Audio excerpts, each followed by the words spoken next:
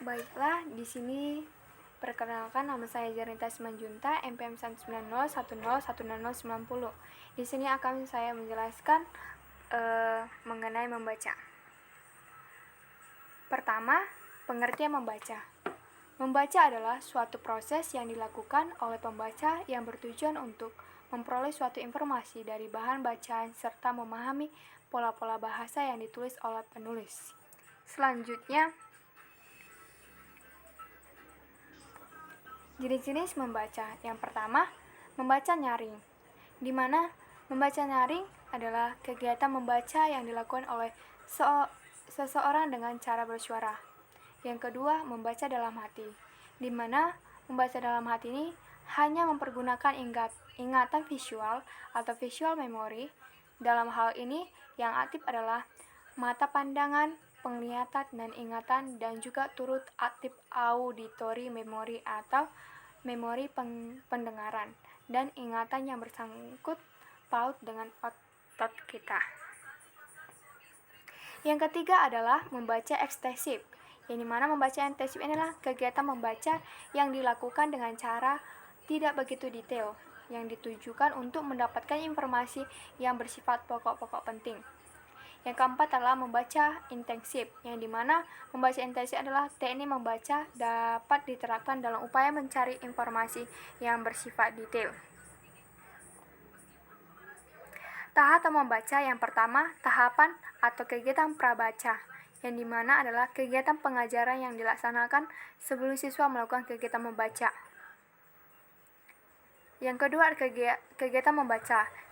Setelah kegiatan prabaca, maka selanjutnya dilaksanakan kegiatan inti pembelajaran membaca, di mana beberapa kegiatan yang bisa dilakukan antara lain yaitu menemukan inti gagasan, kedua mengidentifikasi kata kunci, ketiga pengutip bacaan, keempat menjaring data, 5 mengisi format isi bacaan dan merespon bacaan, 7 membuat peta konsep bacaan, dan 8 sharing ide dan diskusi, dan terakhir menjaring kata sulit. Yang ketiga adalah kegiatan pasca baca, di mana kegiatan ini dilaksanakan setelah seorang pembaca akan melaksanakan kegiatan membaca, yang dimana berfungsi untuk mengecek apakah apa yang dibaca telah dipahami dengan baik. Metode membaca. Yang pertama, metode turnamen membaca adalah metode yang menekankan usaha siswa memahami wacana dengan jalan bekerja sama dalam kelompok dengan menggunakan berbagai keterampilan sosial. Yang kedua adalah metode jigsaw membaca, yang dimana adalah salah satu tipe pembelajaran membaca yang mendorong siswa aktif dan saling membantu dan menguasai materi pelajaran untuk mencapai prestasi yang maksimal. Yang ketiga adalah metode grup identifikasi, yang dimana digunakan dalam kegiatan membaca intensif. Dalam hal ini, siswa investigasi terhadap berbagai macam wacana guna menemukan hubungan antara wacana tersebut. Strategi membaca. Yang pertama adalah strategi kegiatan membaca langsung atau KML atau Direct Reading Activities. Penggunaan strategi KML untuk mengembangkan kemampuan membaca secara komprehensif, membaca kritis, dan mengembangkan perolehan pengalaman siswa berdasarkan bentuk dan isi bacaan secara ekstensif. Yang kedua adalah strategi SQ3R, yaitu Survey, Question, Read, Rex, dan Review. Tujuan penggunaan strategi ini untuk membentuk kebiasaan siswa berkonsentrasi dalam membaca, di mana melatih kemampuan membaca cepat, melatih daya peramalan berkenan dengan isi bacaan, dan mengembangkan kemampuan membaca kritis dan komprehensif, di mana tahap pengkegiatan inilah pertama adalah tahap persiapan, di mana guru meminta siswa membaca teks secara cepat. Setelah itu guru meminta siswa membuat pertanyaan tentang bacaan. Yang kedua adalah proses membaca.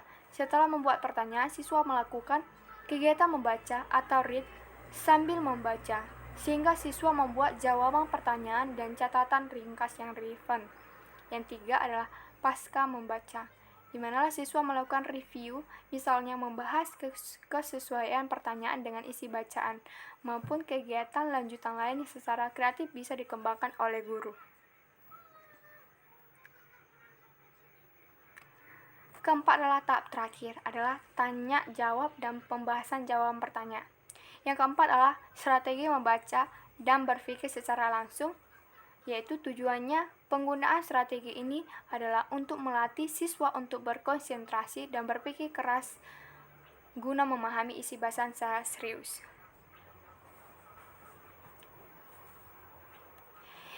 Pendekatan membaca. Pertama adalah pendekatan komunikatif. Komunikatif ini adalah mengarahkan pengajaran bahasa pada tujuan yang mementingkan fungsi bahasa sebagai alat komunikasi. Yang kedua, pendekatan belajar kooperatif. Belajar kooperatif merupakan suatu metode yang mengelompokkan siswa ke dalam kelompok-kelompok kecil, di mana siswa bekerja sama dan saling membantu dalam menyelesaikan tugas. Yang ketiga adalah pendekatan integratif.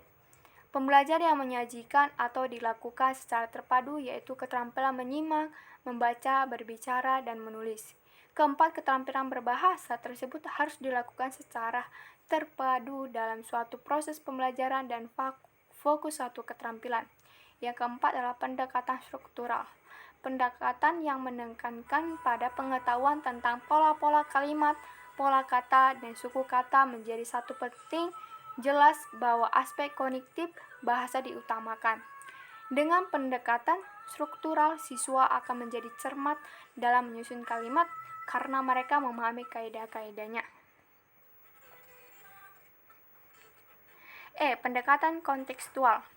Pendekatan kontekstual ini mempunyai konsep guru menggunakan objek di sekitar siswa sebagai media pembelajaran kelas.